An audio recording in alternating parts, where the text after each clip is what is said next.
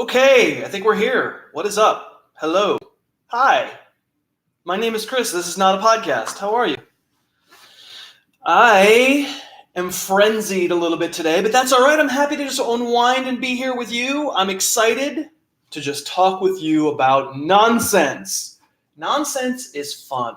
Fantasy football is utter nonsense, and I'm happy. Scott's going to start it. Oh, Michael says, welcome. Hey, everybody, Chris. Scott says, should you start OJ Howard? I mean, I have tight end ranks. You can check that out at harrisfootball.com. Sir Gray says, hey, Harris. What is up? Thanks for being here. Tim says, cello. Ryan says, smash that like button, nerds. Juice Skates Loose says, afternoon. Nannerpuss, hey, Harris, I hear you have Kamara's ankle and thus can tell you if he will play. Yeah, I'm not even that all attuned to who practiced and who didn't today because I have been running around like a crazy person. But I'm happy to sort through whatever I can with you. Jared says that the like button was pre-smashed. I love it. I love the fact that it was pre-smashed. I'm going to have some water because I have been running around. It's water. It's water. It's delicious. 401 says, I have Lamar and Russell Wilson. Who should I try and trade? I think I think I probably prefer Wilson by a little bit for the rest of the year, but they're both so good that I think what you do is just find out what you get the most for. Find out the person who has the stuff that you want and which one they prefer, and probably you're okay losing either one because they both will probably find him a little safer with Wilson, but Jackson's got that cheat code. We like him for sure. Where I lost, hold on. Oh, Alexa says, stands up right on the football run. That's pretty good, right? I think I deserve some thumbs up for that, frankly. Jack says, falk the QBs. That's right, we said falk the QBs. But that was very funny mixtape. That was very good. Moises says, hola, Chris. Chad says, Phillip Rivers, rest of season? ? You know what? I think he is going to have a rest of the season. But I think, it's probably in that QB 10 to 12 range because he's pretty banged. The team is pretty banged up. And, yeah, that's probably where I think he goes. Dante says, is Le'Veon Bell a good buy low? Why don't you tell me, Dante? The reason I say it that way is because on the podcast today, I actually listed 5 players I would be buying on, and Le'Veon Bell was one of them. I'm with you.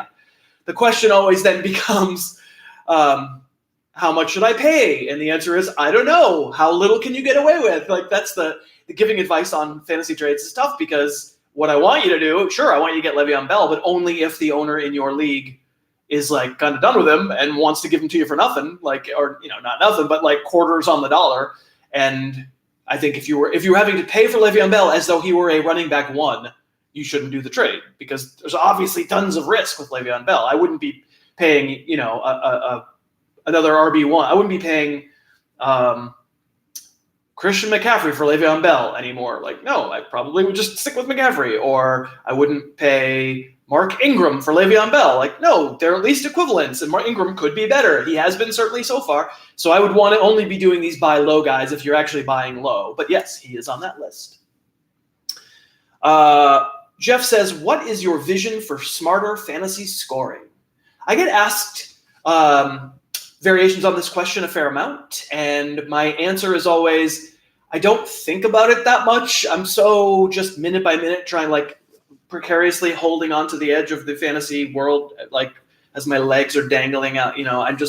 I can't see the forest for the trees. I think full PPR, I don't know if it's the future. I think full PPR stinks. I think we should get rid of full PPR. I'm okay with half PPR. I prefer standard, to be honest. I think full PPR is rewarding all the wrong kinds of players and not rewarding the kind of fun. The reason I started playing fantasy is because it was fun. Worrying whether Jamison Crowder is going to catch 15 passes for 1 yard apiece doesn't feel fun to me.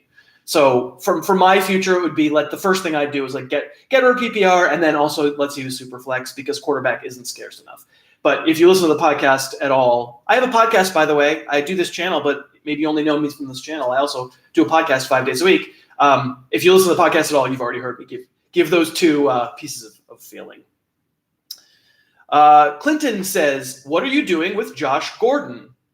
Probably just starting him. I mean, I don't know what you can do. I assume that you're asking the question because he's been disappointing, and he has to some degree. He had a couple of good games, but it hasn't been consistent. But by the same token, where we bought him, I don't know, was I really expecting as a low-level wide receiver 2, which is I don't think I have him anywhere, but that's what I would have paid for him. Was I promised that he was going to explode? I mean, I think that was on the table, and then otherwise he was going to be a Tom Brady receiver, which is pretty valuable. I said on the show today, a podcast today, that he looks slow to me, and I said that on the YouTube channel, on this very channel, that I thought he looked slow last year too, and therefore I'm somewhat skeptical that he's going to, suddenly be the guy from 8 years ago, or 7 years ago, or whatever it was. But I don't know. You don't want to be dropping him, and you don't want to be trading away distressed assets unless someone wants to pay you a fair price, which they probably won't. Steven says, what do you think about trading for Mahomes? It's such a hard question to answer. In theory, sure, I would like to have Patrick Mahomes on all my teams. He's the best quarterback there is. But I assume that the Mahomes owner in your league is interested in extracting a small fortune from you, as they say. So I don't love the idea of having to give up half my team to get him. But if for whatever reason, like let's say after this most recent game, someone in your league is like, I'm just done with Mahomes. Like, if you give me Matt Ryan and DJ Chark, I'll give you Pat Mahomes. I would be like, oh, okay, well then I'll sign up for that. Yes, I would do that. But if someone says I have to give them Mark Ingram and Julio Jones, not so interested. Chris says, like button smashed, I only respond to nerd. I like it, Chris. Alexis says, if I have Russell Wilson, should I accept a trade for Lamar in which I receive Darren Waller? Probably not, but honestly, I don't remember my ranks. I do rest of the season ranks. So when you're in trade mode and you kind of want to have a general sense of how I value the positions relative to one another, you can check out harrisfootball.com and you'll find the ranks, and you go to rest of the season ranks. It's a full list of 100 players. Waller is on there. I'm almost positive Mahomes is higher. He is. And Lamar Jackson, not Mahomes, Lamar Jackson. I'm pretty sure Lamar Jackson's higher. So I probably would want to get reimbursed for more than that. That's just me. Holt says, does Devontae do much this week? There's so many Devontaes. Is it Devontae Freeman? Is it Devontae Adams? I just read right before we started here that Adams might not play this week. He's looking pretty questionable. I haven't changed that in my ranks yet, but I'm going to have to make that change as soon as we finish here. And Devontae Freeman, I think it's a pretty decent matchup against the Cardinals, and other things being equal, he's at least a flex. He's probably okay. Ryan says possum water. Possum water. Ooh. Oh, the possum. Indeed. Chris says vodka water. There you go. Same thing when it comes to my possum. Let's see what we got here. Murdoch says possum rest of the season ? See, another one. I think it's the same thing as Phillip Rivers. He's gonna have a rest of the season. The possum is, he's pretty good. He wins a lot of fantasy leagues, to be honest. But it's mostly he follows the scatological model of fantasy football, which is he drafts the player. I lay out a draft board. He drafts players where the poop lands, and it usually works pretty good. Very predictive colon on that possum.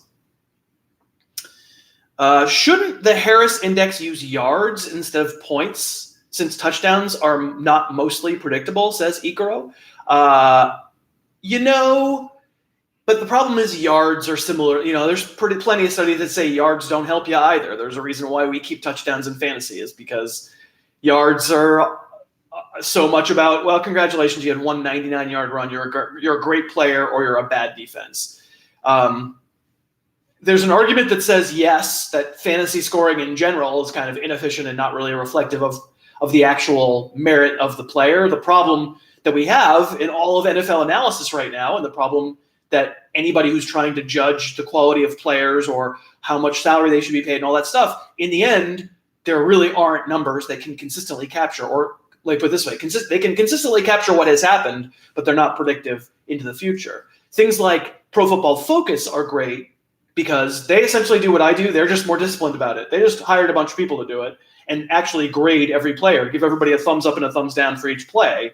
And so they put a number kind of on what I do. And I love their ranks. I mean, it's still subjective. It's still a bunch of individual people watching film and deciding. And one person's good play by the center might not be another good person's good play by the center, but you assume it just comes out in the wash, as it were. I think the answer is just fantasy scoring in general is not all that useful. And I'm the first one to say the Harris Index is not something you should be guiding your entire life by. I know you know that, but that's much more just like put you in the mindset of the outliers, which that helps me sometimes too. Devious Sniper says, do you think Hunter Henry plays this week? I really don't have any idea because, of course, I'm not his knee, so I just don't know.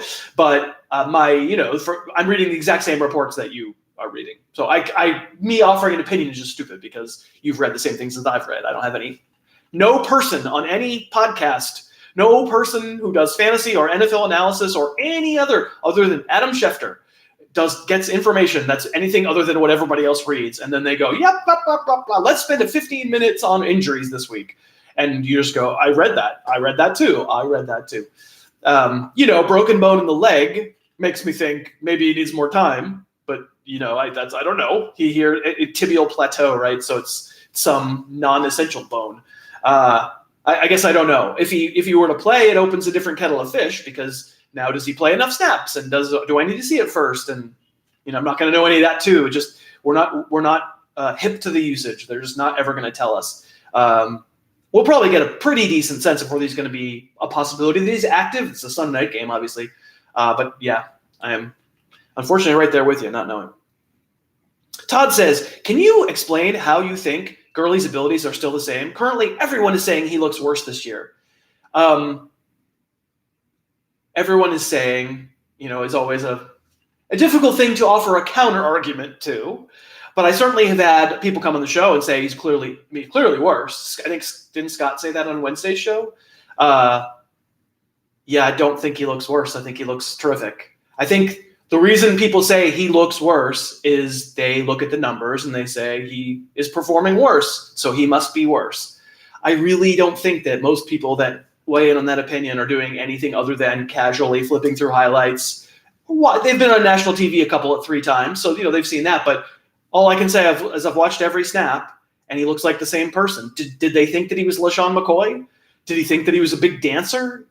This is his good runs against Seattle a week ago tonight were as good as anything he did last year. They were fantastic. He's a scary, scary man when he can get up ahead of steam. And the issue is he's not getting up ahead of steam, and that's not about him. It's about the offensive line. So, yeah, I'm not seeing it. I'm not seeing it at all. I could pick out 15 plays so far this year that I played for people, and if they weren't cognizant of what season it was, they'd go, oh, that's from last year. That was when he was good. And, that's my firm opinion is that you can't be watching these games and think it's Todd Gurley's fault that he's somehow bad. He's completely bottled up. That's where I am on that. Clearly, this is opinion. I'm just giving you my opinion, but that is my opinion. Let's see. Leo has a good question. Is there a concern that Mike Evans will finish as a wide receiver 1 but only blow up in certain weeks? Does that kind of inconsistency warrant trading him away? No, it makes him a wide receiver in the NFL. I mean, it's a pretty rare wide receiver 1 that puts up 13 out of 16 weeks that are either amazing or pretty useful. I mean, we could kind of be saying the same thing about DeAndre Hopkins, although we're not quite, right, because his fallow weeks haven't been quite as fallow, which is a fair point. But this has kind of been Evans's MO. I don't have it right in front of me, but I certainly had it in the almanac, which was, the number of top 12 finishes in a given season, the number of top 24 finishes in a given season. In fact, I bet I could open it really quickly while we're talking. Let me see. Let me just see. I'm going to open the almanac. This is real-time research. I'm searching for Evans, and I will tell you that last year Mike Evans had 7 top 12 finishes and 10 top 24 finishes. So he was outside wide receiver 2 in 6 games last year. Now, he's already got a few of those, right? So I'm not trying to say it's been exactly the same, not at all. But the characterization of the boom bust receiver, this Mike Evans, who was the consensus number, whatever, 8, 7, 9, I think I had him 8, receiver, when Tyreek Hill we thought he was going to get suspended. So maybe you argue 9. But this guy who everybody knew what you were getting, he's pretty feast or famine. There's going to be 6 games where you're not getting wide receiver 2 production out of him, and we were all cool with it. And I think that's just the nature of the beast. That's kind of how wide receivers roll. It's a rare guy who goes crazy every single week. I mean, I'm not telling you to sell Chris Godwin, but if there was ever a player to sell and get Pat Mahomes for, get the biggest possible, just get everything. Get Travis Kelce, Pat Mahomes, and Mark Ingram for Chris Godwin. Not really, but you know what I'm saying. Like, this can't continue. It can't. It won't. That's not how it works usually.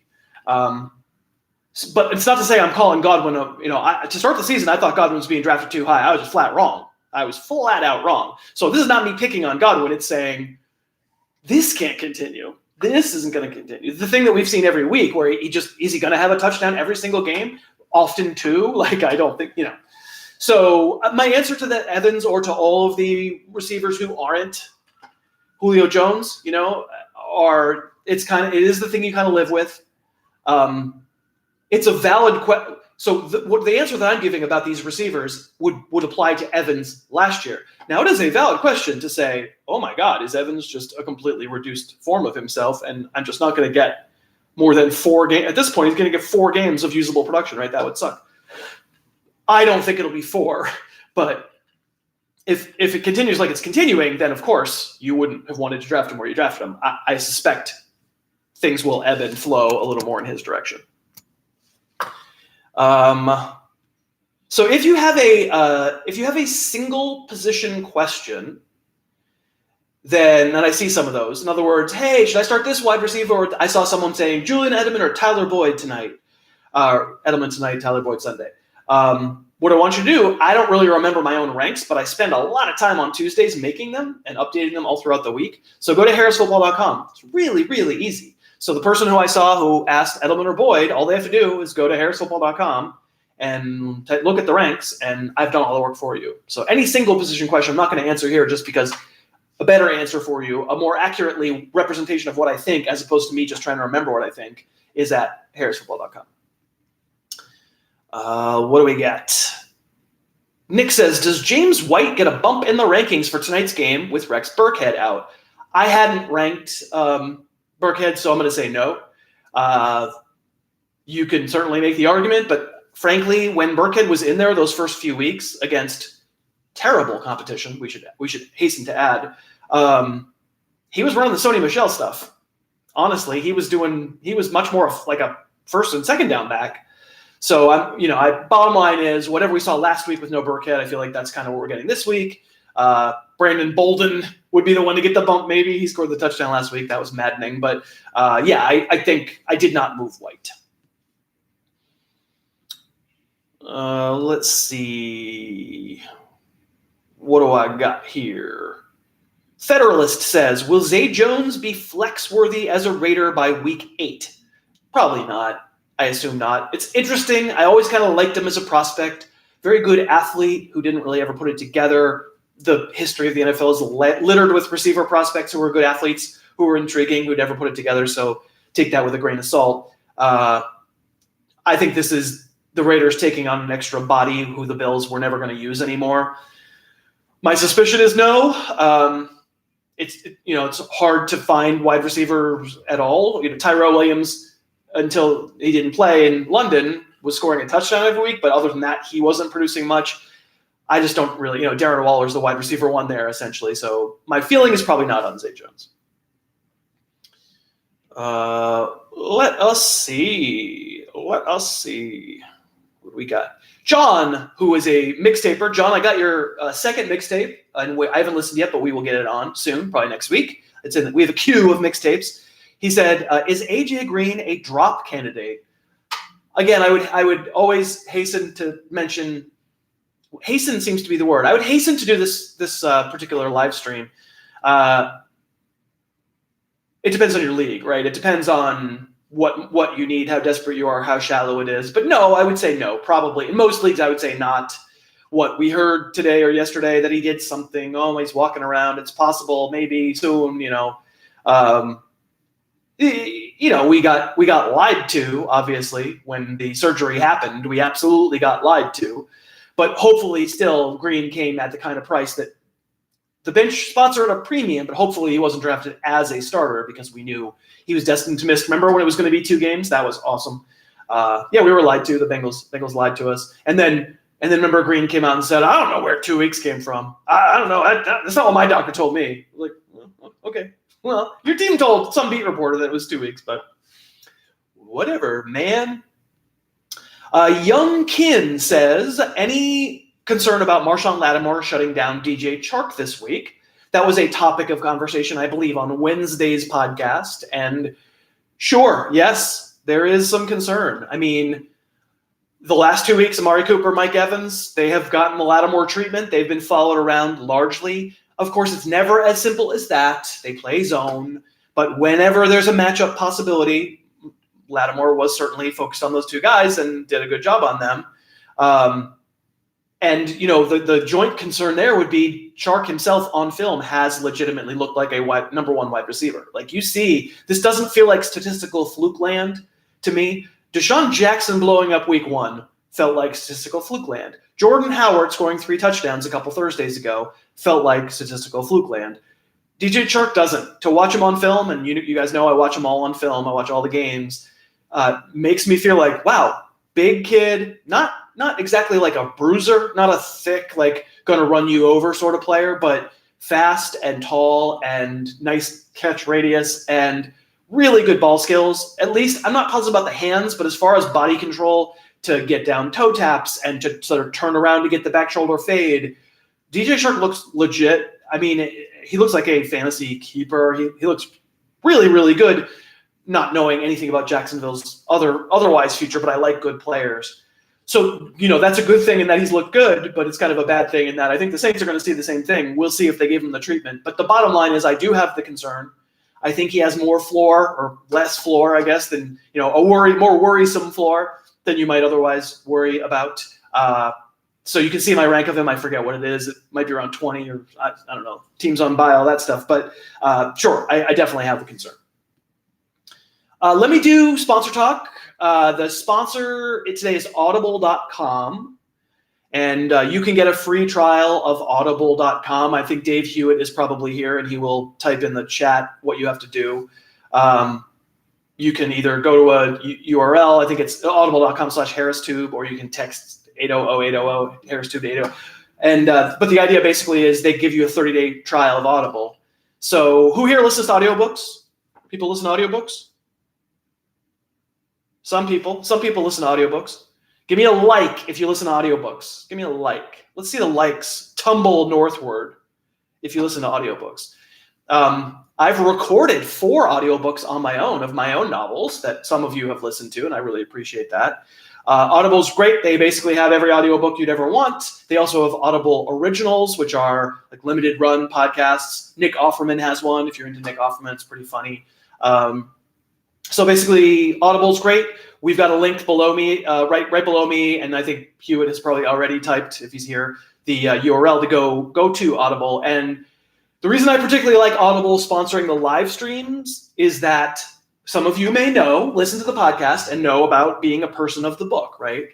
So if you're a person of the book, that entitles you to come to a very different live stream that I do every Sunday at noon Eastern, 9 Pacific, an hour leading up to kickoff. It only winds up being like 100 people. So there'll be like 100 people for an hour. You get every question you want answered by me live right before kickoff with much better information than I have on a Thursday afternoon.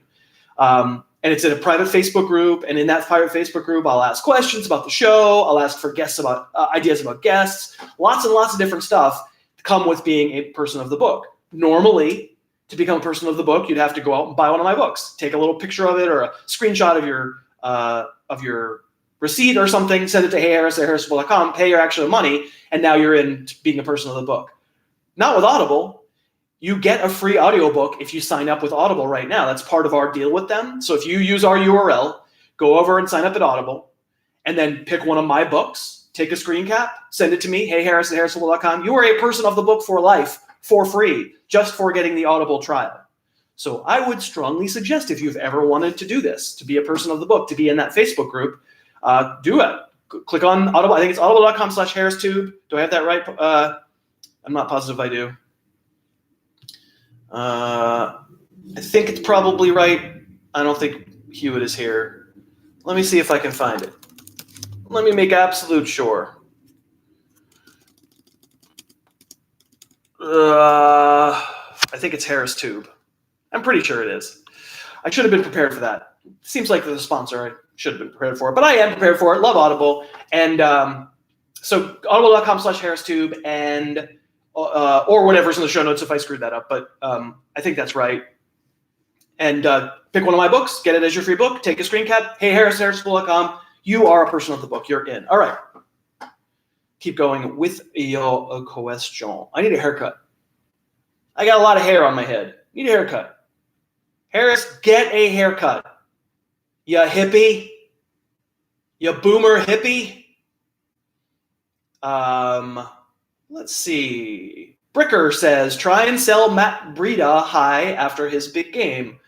Yeah, sure. It depends on how high. Like, I don't want to necessarily, like, I have to get rid of Matt Breida. But if someone wants to pay, as though he's running back 15 or running back 16 or something, sure. I don't consider it a must, but it's always fine. It's always fine after, Jordan Howard had the big game. And now, frankly, Jordan Howard has 4 touchdowns the last 2 weeks. I'm still hugely into selling Jordan Howard if I can. You just want someone who bites on stats and doesn't think about the rest of it because, of course, we all agree that disaster lurks down the corner for Jordan Howard, and there'll probably be some disaster games for Matt Breida, too, as we go along. Let's see. John says, Slotback Rhapsody is great. Can confirm. That is one of my books. Thank you.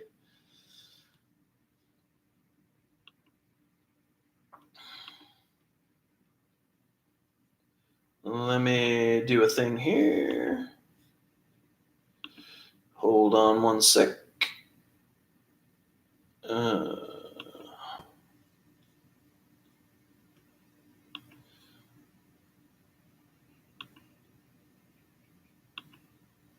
Okay.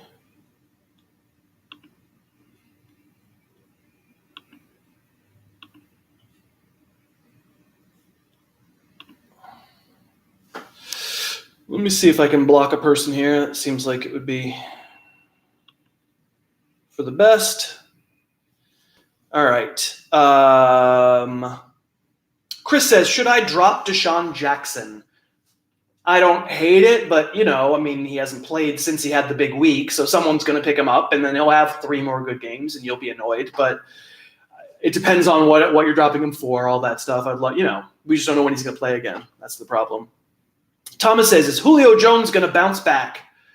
Again, this comes down to kind of what I said earlier, which is wide receivers just don't produce every single week at a huge elite level. Julio Jones has been really good. He'll continue to be really good. The answer is yes. The answer is don't worry.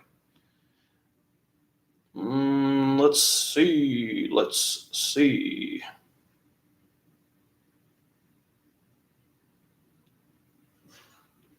Again, if you have single position questions, I see some single position questions.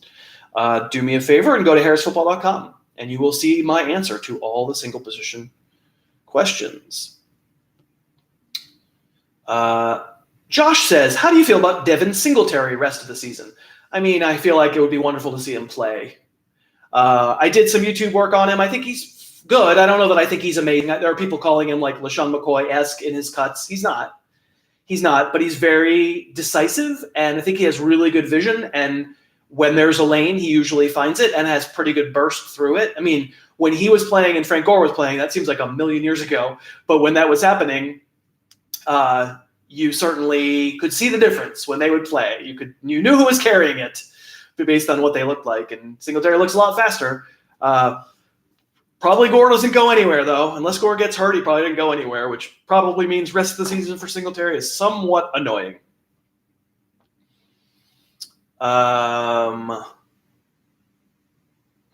Don't block me, Chris.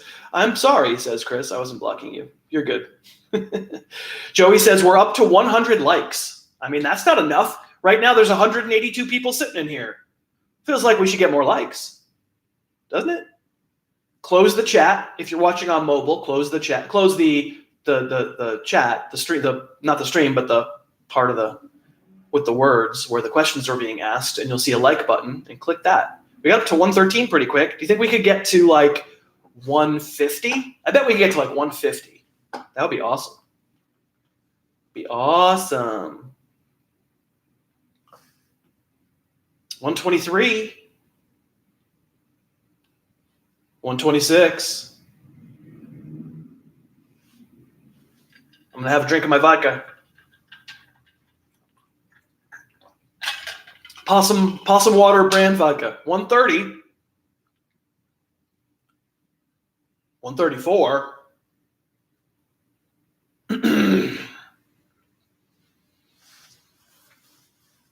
139.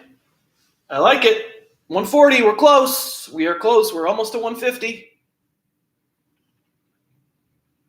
Oh, somebody took back a like. It was 140. I saw it, and now it's 139 again. They're like, no, I don't like this. Now it's back to 140. They reconsidered. All right, 10 more, 9 more. 9 more likes.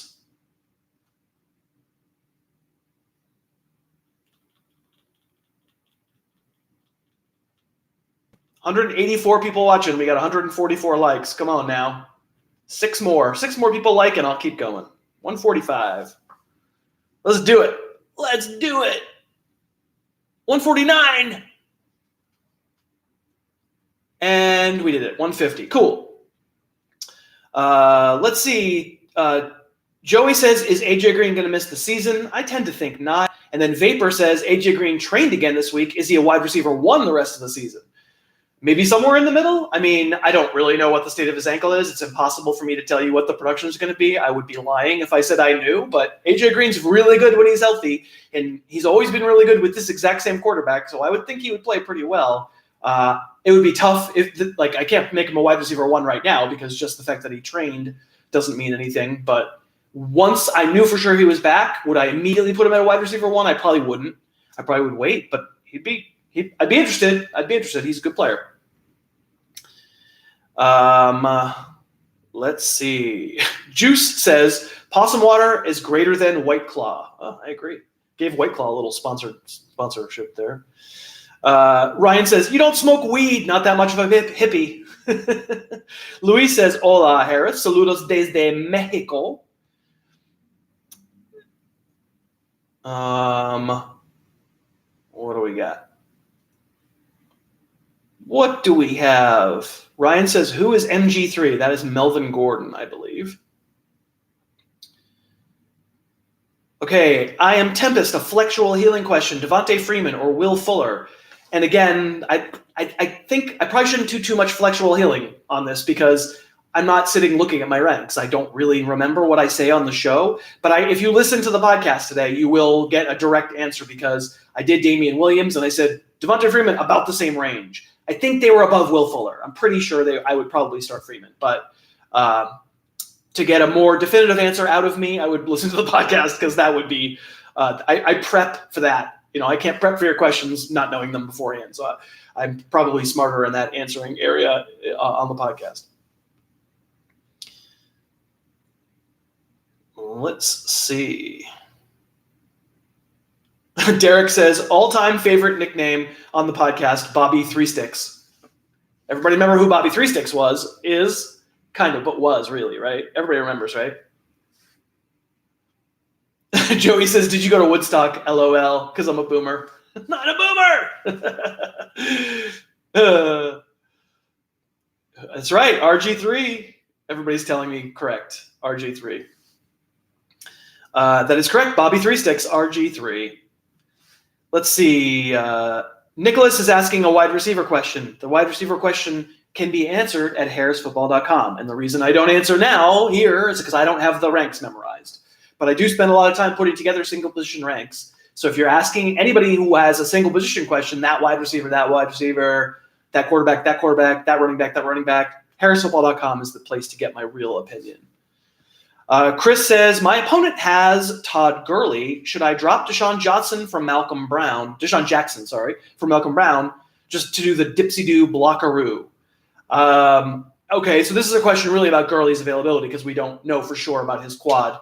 I strongly believe if you finish a game, you usually come back and play the next week unless there's been an obvious emergency right after the game.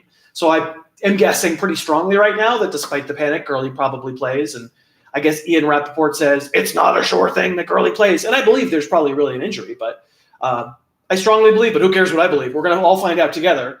So sure, having Malcolm Brown for the Gurley owner makes a lot of sense. And you're not the Gurley owner. I can't tell you for sure what DeSean Jackson's future is or what the rest of your receiver depth chart looks like. But if you're like, I'm not going to use DeSean Jackson anyway, then sure, I don't hate that move at all. Let's see. Martin, good question. Gerald Everett, is it fool's gold? So I did a little not Martin, a game film because that'll be weird. I don't think Martin plays in the NFL, although he asks good questions on live streams. I did some waiver talk in which I did a little Rams Gerald Everett game film review. So on this channel, take a look at that and you'll see a few of the things that I thought. But probably last week was somewhat fool's gold in that it was 100 and whatever receiving yards, and that just doesn't usually recur from a tight end. Also, Tyler Higbee is there. The thing to watch with the Rams appears to be the thing I've been saying on the podcast a lot, which is just the line isn't letting them be who they want to be.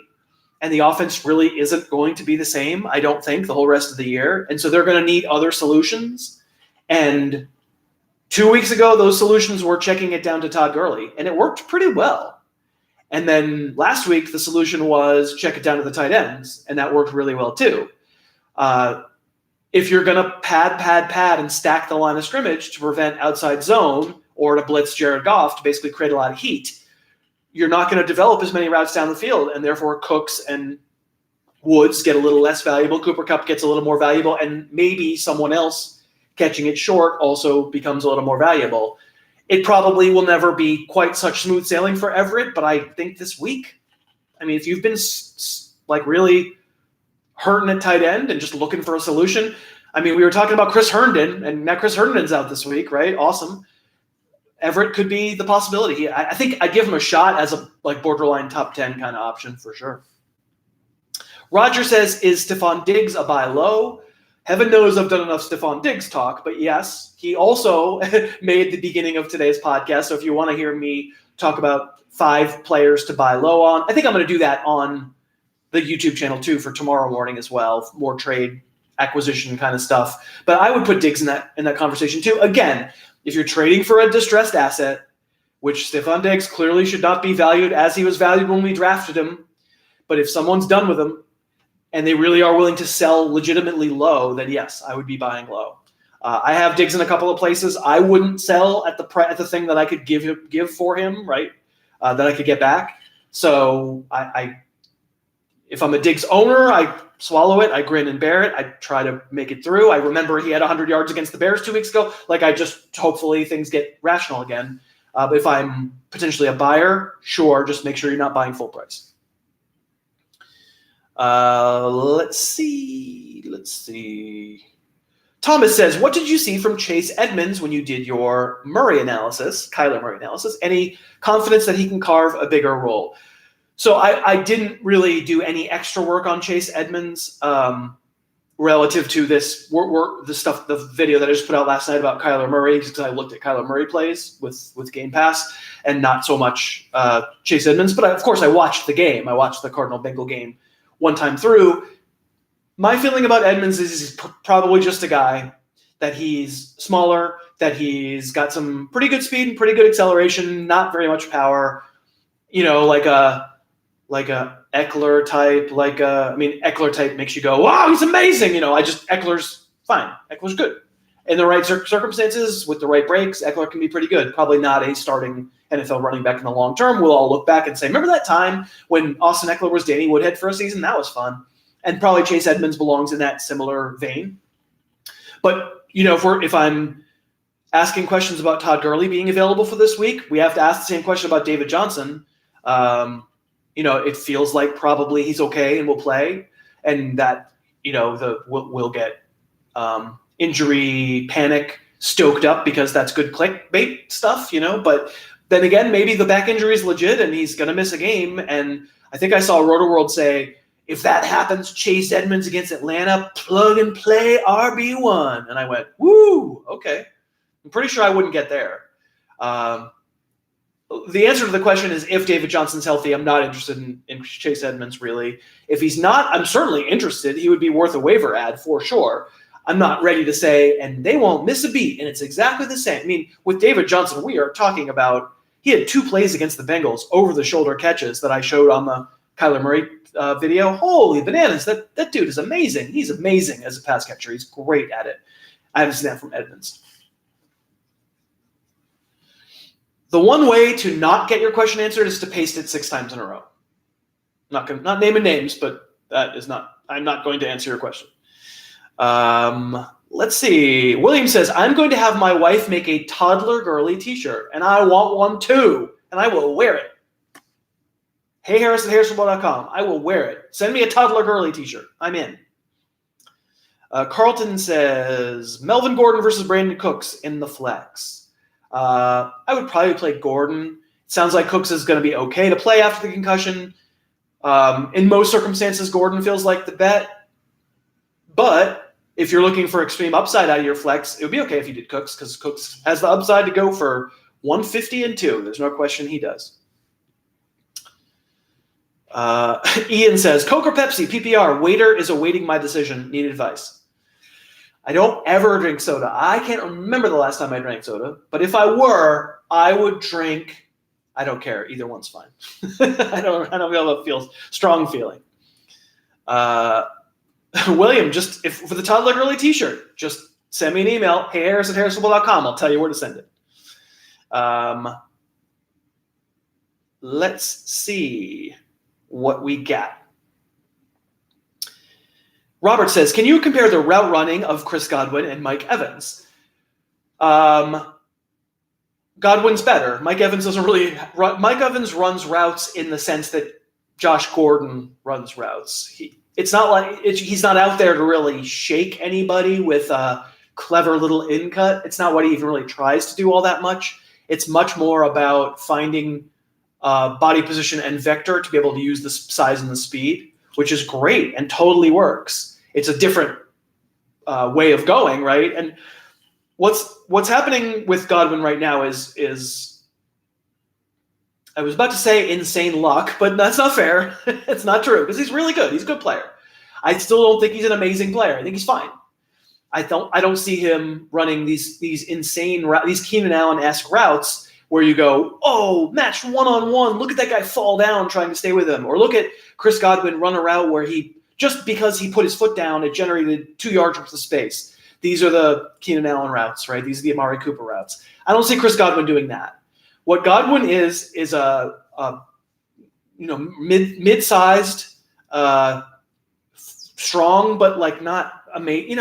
He's a good. Pierre Garçon has always been my comparison for him. I'm still there. Pierre Garçon had a really good year.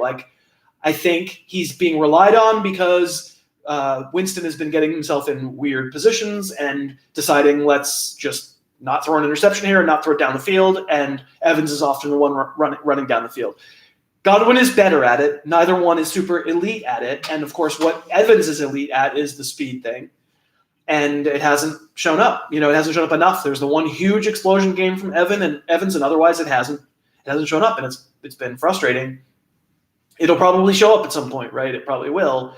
Godwin work in the middle of the field, a little bit more of a technician, mostly getting his work done against zone, and then with the ball in his hands, he's really good hands, and with the ball in his hands, he's a handful. He's tough to tackle. I like Chris Godwin a lot. Like him a lot. Let's see. What do we got? I should do one more Audible spot. Audible.com/HarrisTube, I believe, or else use the promo code HarrisTube. I should probably know this. Let's make sure. Yep, audible.com/HarrisTube. Got it right the first time. I know everything.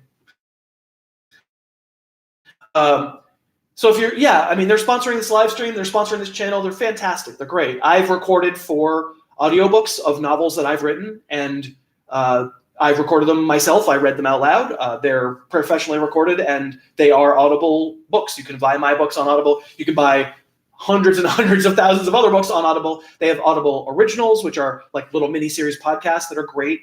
Nick Hoffman's Bedtime Stories is one that stands out that I've listened to that's great.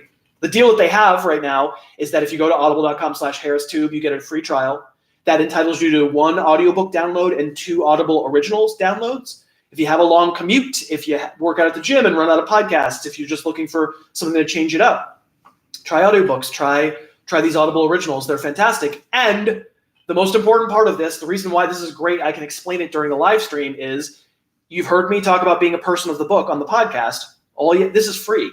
Go do the Audible trial, get one of my books, take a screen cap, send it to Harris, heyharris@harrisfootball.com. You are in the Facebook group. You're in. Everybody, I've had dozens of people already do it from this promotion with Audible.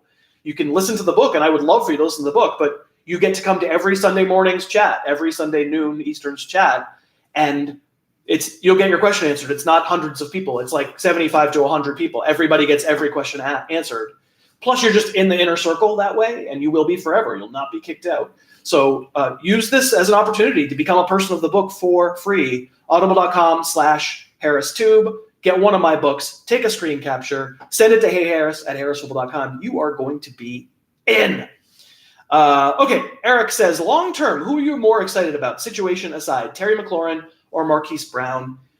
I still think it's Marquise Brown. I think McLaurin has probably proven to be a little bit more of a technician than Marquise Brown at this point, but some of that might be related to Brown's injury, the Liz Frank injury that he came into the season with.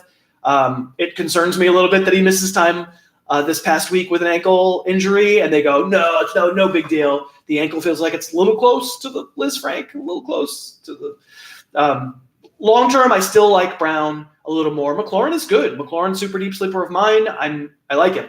I think I love Brown's potential future fantasy stock. Gabe says, is it a coincidence that Will Fuller went off with Kenny Stills out? So correlation and causation are always difficult to assess with such limited sample sizes. I think it's fair to say Will Fuller, with one fewer very good speed threat in a lineup, is likely to get a few more looks. Is it therefore likely to say that he's going to go for 3 touchdowns and basically could have had 5 because he got tackled on the 1-yard line twice on drives where he didn't score? That's unbelievable. He was 2 yards away from a 5-touchdown game. My feeling is no. I can't say that because Kenny Stills wasn't there, that made it more likely that Will Fuller would just break into the clear on a catch or be completely uncovered on a catch, right? So probably it's a little bit of both. The opportunity is greater when the receiver doesn't play, and then, it's a little just of randomness that it happened to line up that way.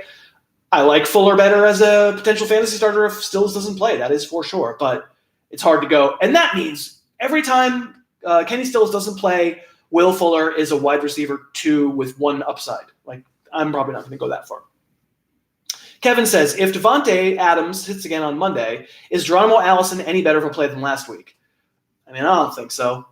I don't think either one of those guys any good, Marquez Valdez-Scantling or Geronimo Allison. I think they are big bodies. We were told MVS could run. I guess I saw it on the long touchdown very early in the season, week 1, right, against Chicago. Otherwise, I don't really see him using that speed to get open. Geronimo Allison has terrible hands, it appears. Duck hands, one might say. So, no, I wouldn't particularly love. I'm going to have to rank him again because it sounds like Adams probably won't play, but I'm not going to rank him high. I'll probably rank him about where I had him last year, which was 41 and 42. Can we please not use them? That's the encourage you not to use them rank. Sean says, Tom Brady should throw for 400 yards against the Giants' lousy secondary today. Could happen, but the Patriots. Last week against Washington, they come out and first eight plays on that first drive were passes. Brady had set a record in his career for attempts in the first half and passing yards in the first half. Washington looked like you could run against them like they just decided, right? So the Patriots, they could do that, or they could come out and just run 15 times in a row. It's the Patriots. Let's see. Derek says, tell me I'm nuts for thinking about flexing Jonathan Hillman tonight. You're nuts. I think you wanted me to do that, right?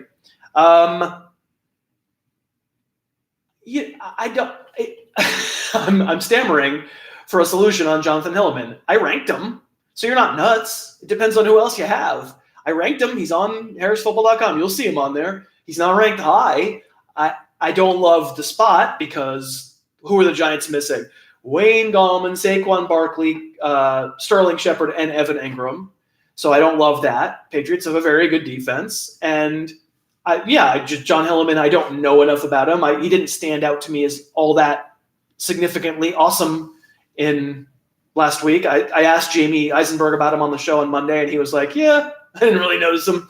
He's a in case of emergency break glass kind of guy. But I wouldn't want to, and what I said today on the show was, during the Thursday night preview, was, John Hillman will probably have 75 yards and a touchdown tonight. And then Friday morning, we get to wake up to the running backs don't matter crowd again. And that's probably what's going to happen, right? Because one game sample size, things happen.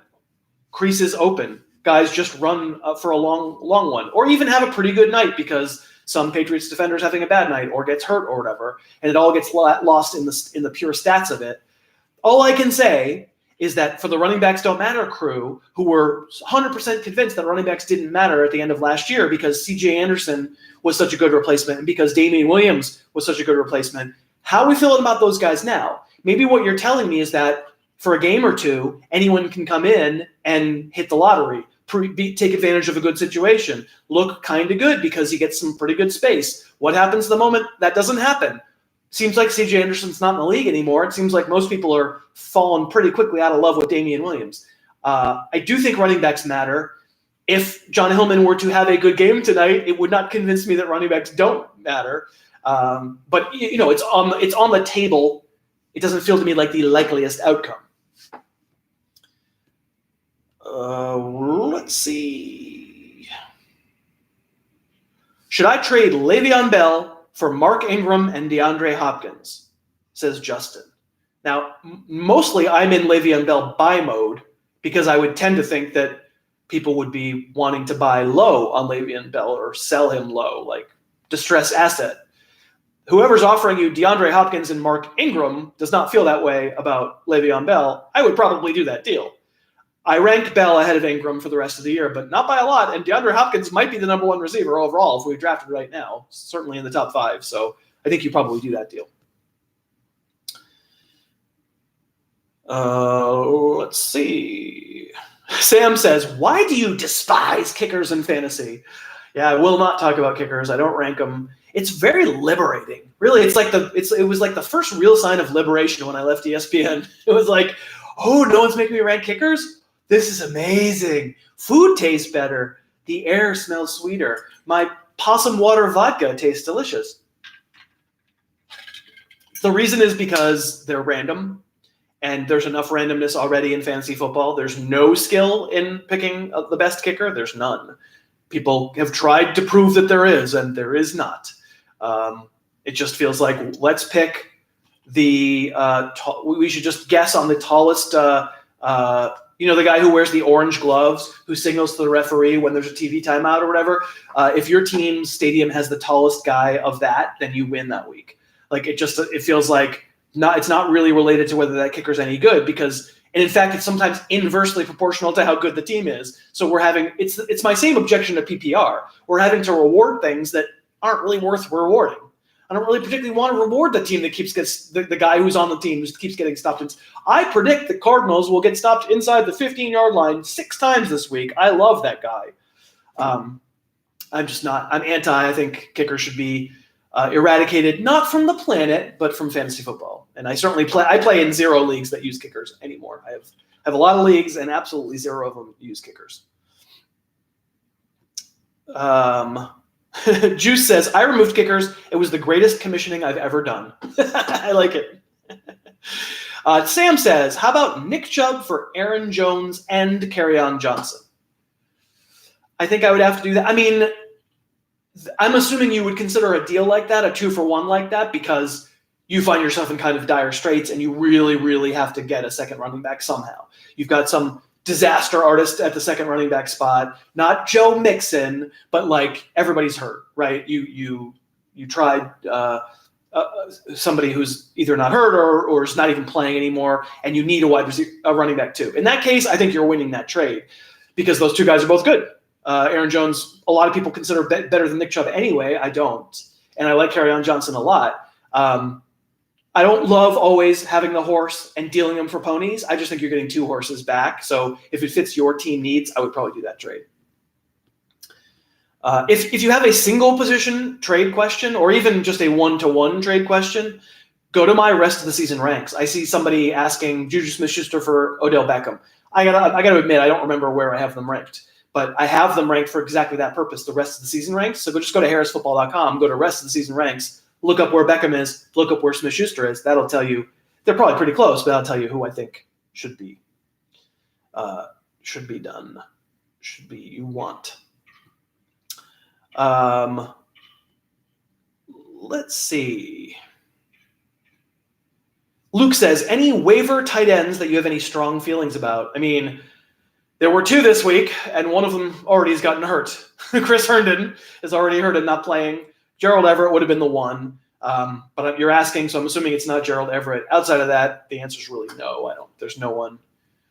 It's a bad position. Just take your shot on someone. Take a look at my tight end ranks. Find the highest ranked one that's not owned in your league and go with that guy. It's not going to be someone I feel great about, that's for sure. But that's okay. I mean, I still think you're at that point in the year. We're not halfway through the fantasy season. You still have a chance to find someone who winds up being week to week usable. Just keep streaming. Keep trying a new person each week. Get someone who's pretty good. Use them again. And see how it goes. It happens every year. There are still ones that we don't know are going to wind up being, Dawson Knox comes back from his bye. And I'm not saying this happens. He's just an example. And puts together like 6 straight 60-yard games. If he does, he's a tight end one. Like, we want him, right? So I just say keep pumping through him. That's my advice with tight ends. Eugene says, "Dear Fartface, thank you for the weekly live streams." I like it. That's a podcast joke. Redmond says, "Are you concerned about the weather in New England tonight?" I got to be honest, I'm not familiar with the weather in New England tonight. I'm from New England, but I'm in glorious Los Angeles. Glorious downtown Los Angeles. And I'd say unless it's freezing cold, which is not, or 40 mile an hour winds, I'm not concerned. If it's a little rain, we're good. JD says, "What's your stance on grapes?" I don't eat a lot of grapes, but I like them. If someone puts a bowl of grapes in front of me, I'll down them. I don't usually buy. It is a sugar thing, right? I don't really buy a lot of fruit, but grapes, I'm pro grapes. Gary says, "Hell, I picked up Jeremy Sprinkle after Herndon got hurt." Yeah, I hear you, man. I hear you. It ain't good. Advantage Services says, "Thoughts on Odell Beckham?" So I talked a little bit about Beckham as a buy low on the beginning of today's show. So even if you're not a regular podcast listener, just go to harrisfootball.com, go to podcast, and just hit play. There's a way to hit. Well, you can't. You can hit play. You can do you can. Even if you don't want to subscribe to the podcast, but subscribe to the podcast. That'd be great.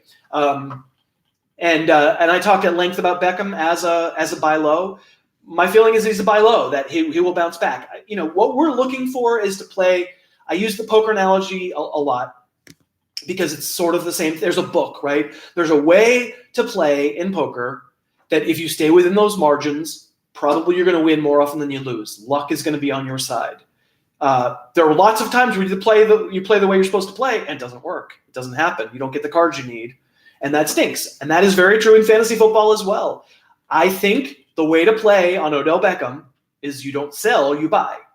Now you buy low, you don't buy for Mark Ingram, you don't buy for a high-level guy. You want someone who's frustrated with Beckham and it wants to treat him like he's the 50th best player in fantasy right now, who'll give you him for DJ Chark straight up, or who'll give you him for Matt Ryan and Darren Waller, right? That's what you want to. You're gonna assume risk. There's no question. You're gonna give up something, but You want to play for the players who've proven over year after year after year they're really good players, and if they're not hurt, those are the guys you want to buy in general.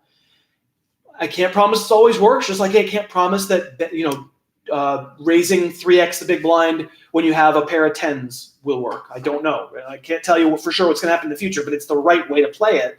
More often than not, I think you wind up getting the better end of the stick when you're buying low. It's a perfect time of year to be buying low on really proven commodities who've blown chunks so far this year and aren't hurt. It's the injury stuff you always worry a little bit, but Beckham seems to me is maybe the buy low right now. All right, we're at the end of the hour.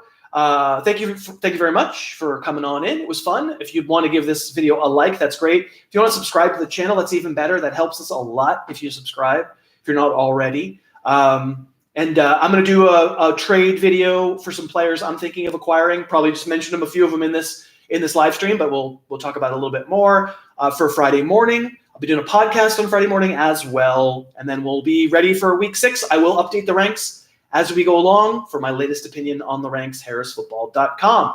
Thank you so much for being here. It was really fun. I'll see you later. Bye-bye.